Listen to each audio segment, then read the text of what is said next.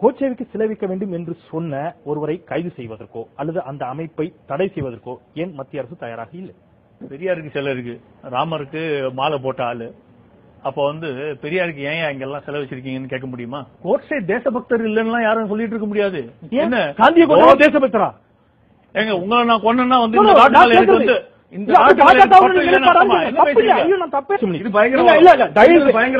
உண்மையாவே அவர் ஒரு மாபெரும் தேசபக்தர், எந்த விதமான சந்தேகமும் கிடையாது.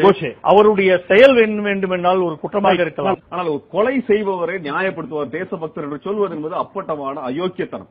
ஏனென்றால் கோட்சே தேசபக்தர் என்பதாக ஒரு பொய்யை எழுதி வைத்திருக்கலாம். ஏனென்றால் அவர் தன்னை இஸ்லாமியர், தன்னை பிடிபட்ட பிறகு தான் இஸ்லாமியராக தெரிய வேண்டும் என்பதற்காக சுன்னத் செய்து கொண்டு போய் கொலை செய்தது என்பதும் உண்மை.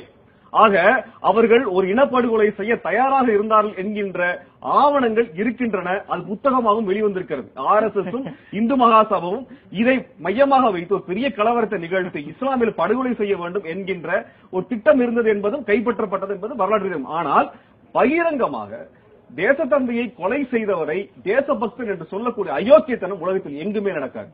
அது எங்குமே நடக்காது. அது இங்கு நடந்து கொண்டிருக்கக்கூடிய ஒரு காட்டுமிராண்டி கும்பலோடு பேசுவதற்கு என்பது எங்களுக்கு மிக மிக வருத்தமாக இருக்கிறது.